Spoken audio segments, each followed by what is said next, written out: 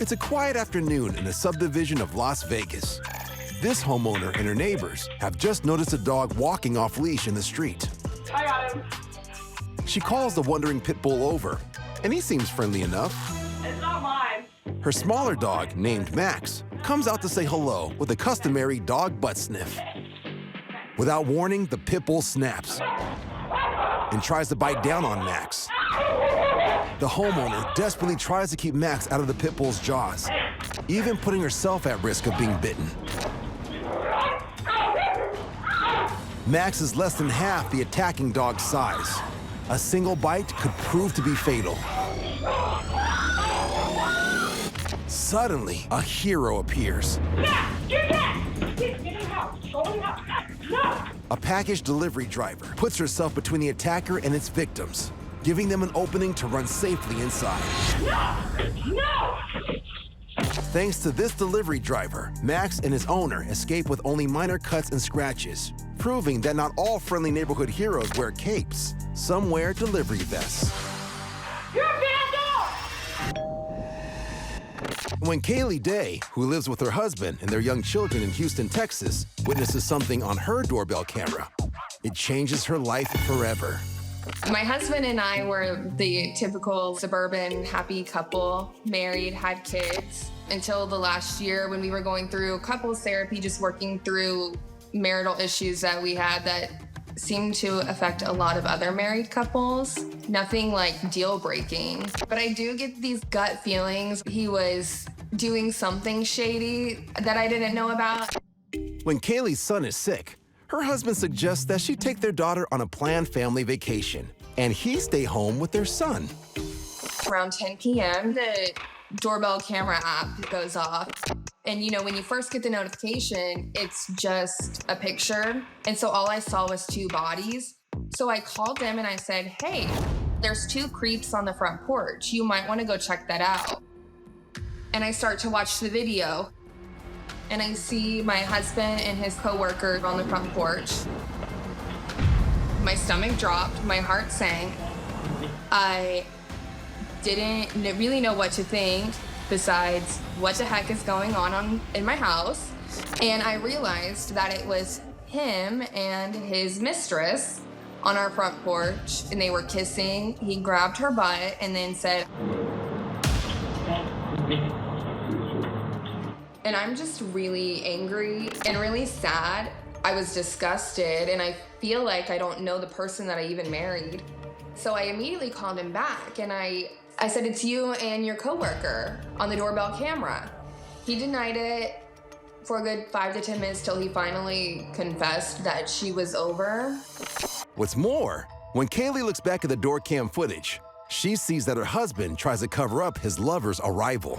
He won't admit that he deleted the clip, but he had to have, because it picked up movement coming towards our front door, and then all of a sudden the door opens and closes, but you don't see anybody come in or out. So I think that's the section that he deleted. Unfortunately for him, he gets sappy and sloppy when his girlfriend leaves. And now Kaylee is divorcing her 39-year-old husband. I'm 28, so I'm still young. I have time to find somebody else who deserves me. But I feel like I got the best revenge, because when I uploaded the footage online, I was expecting to get maybe 5 views, and I have amassed over 7 million views on it. So I kind of feel like karma worked pretty instantly this time.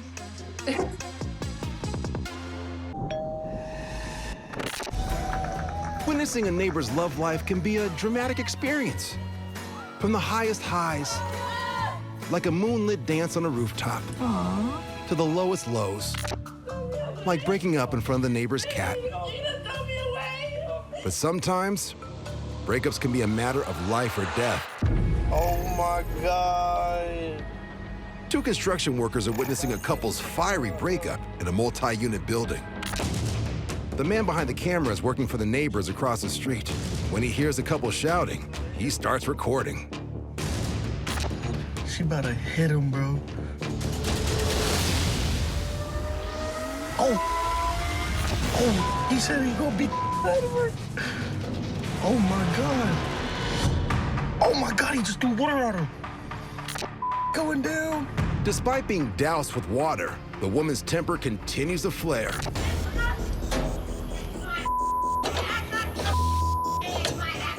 That's the downstairs neighbor, and now even she is being dragged into the drama.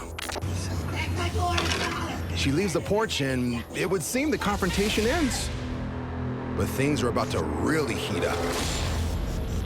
She just lit the trash can on fire, dumped it in the living room.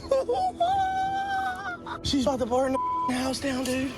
While the men aren't recording, the woman drags a trash can through the front door and shockingly lights it on fire inside the house. I cannot actually believe it. And she's sitting there just chilling. She's also taken the time to pull up a chair and grab a book to watch her handiwork. Oh my God. This is now turned into a serious thing. The men have just noticed the downstairs neighbor. She's trapped in the flaming house and needs help immediately. Then get out of the house! It's on fire! Hurry! Come on, hurry, grab your stuff! The alleged arsonist flees the scene before firefighters show up. The fire is now totally out of control, and the witnesses can do nothing but watch the home completely burn to the ground. Oh my God, it's got worse. Oh my God, it's getting big. Despite firefighters' best efforts, the multi-unit house is completely destroyed. Oh my God. Luckily, nobody is The whole injured. roof just fell. But 47-year-old Gail Mitwali is later arrested and charged with first and second-degree attempted murder, first-degree arson, and first-degree assault. She is still awaiting trial. Fighting over parking spots in New York City is not uncommon, unless there's only one car in the fight. In Brooklyn, a driver is filming a mother-daughter team who are trying to hold a parking spot without a car. Got two females physically blocking the parking spot. Police on the way. Report all the you You're the want. oldest one here, right? You're gonna fight him? No one's In front of gonna your fight daughter? him. No. Is that what you're gonna do? No. The cops soon arrive to take charge of the situation. Sensing they're losing this fight with the NYPD, the women try a different tactic by claiming the driver hit them. Report all you want. You would have hit the Did you say I- Yes, it's my daughter. Did you say I hit you? My daughter. It is. That's no good. That's not good. Why? Did you say I hit My you? wife had the parking and put me with the car. That's not good. My car has cameras, ma'am. I didn't touch you. My car didn't touch I you. hope that happens to you. Your daughter day. Watch. NYPD hears enough and steps in. First of all, this is done. That's one. Yes. Two, you cannot hold the spot for anybody. All right. Okay? You understand? I'm Yeah, speaking to you yeah. because your daughter obviously doesn't have no respect, so I'm not gonna speak to She her. respect Okay, I'm talking to you. You're the adult, right? Yeah. Okay. You're not legally allowed to block a spot for anyone. You understand? That's not good. The daughter just spit at the man filming, but the officer notices. Do that again. My nail All right. broke, sir. All right, do me a favor. Tell your daughter to go first. Having attracted the attention of her entire block, Mom is now justifiably embarrassed. Do you understand? No. I'm not worried. Trust me. I'm not worried. Everybody the same dog. All right, well, you're not allowed to block any spot. The parking space princess can't resist one parting shot. You're in public. It's You can be. New York State law. You can report anybody in public. Thanks to the patience of the officer, this mother and daughter avoid getting arrested and learn a valuable lesson. In the fight for parking, the one with the car wins. In Saginaw, Michigan, a local manager yells at two girls he's just thrown out of his store for shoplifting. A nearby shopper begins filming as one of the girls' mothers comes to pick them up. But the manager isn't done with the neighborhood teens just yet. I don't care if you sold or doing nothing. How dare you? Those children. Listen, I'm not done talking to you, lady. How dare you teach those kids to scream at your elder like that? As he gets angrier, the manager goes from friendly shopkeep Don't you ever come in my store again. to a screaming disciplinarian. You should be embarrassed. You should be sorry. And how dare something to me about something, and you are teaching them children how to speak to your mother. Before the manager walks away, he lifts a can of the air freshener the girls tried to steal, Get yourself together. and he sprays some at them. Call them, send them up here, bitch. Call them right now. Call the police. Call them. Because, bitch, I'm crazy. She's pregnant. I don't give a She's pregnant. Bitch, what I want you to do is do something. I will whoop your ass. The alleged shoplifters get in the manager's face, but he seems unfazed, even as they feign injuries. Hey, you maced I'm her. not You the just- one. You maced me. I can't see. And they're gonna believe a bunch of I people. can't see. The manager eventually walks away, and the girls leave, but not without some parting remarks. You traitor. You just maced me. You're going to jail.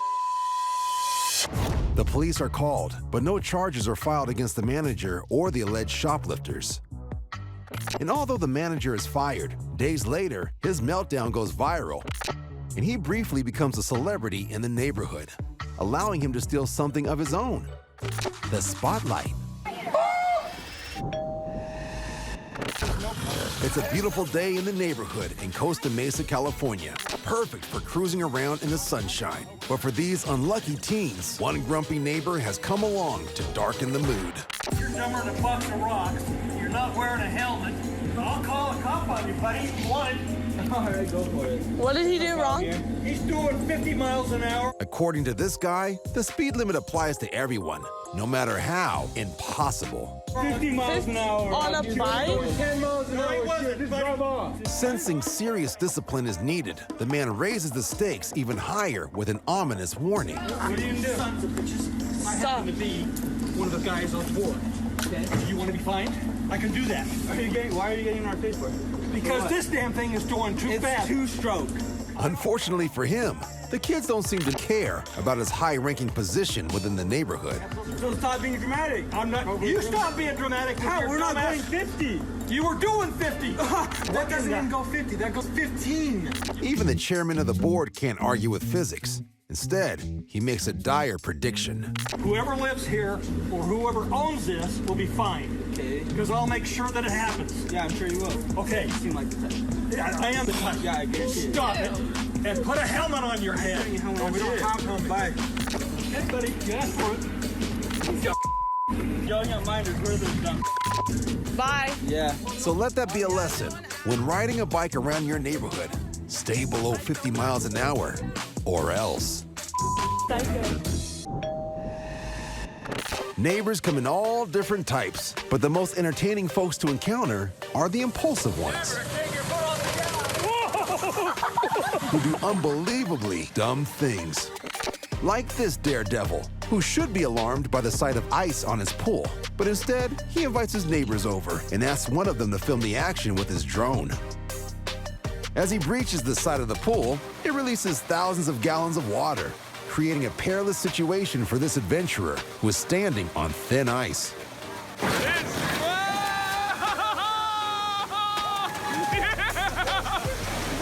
You did it! To the delight of his neighbors, he majestically surfs the moving ice in a triumph of skill and sheer recklessness. You did it!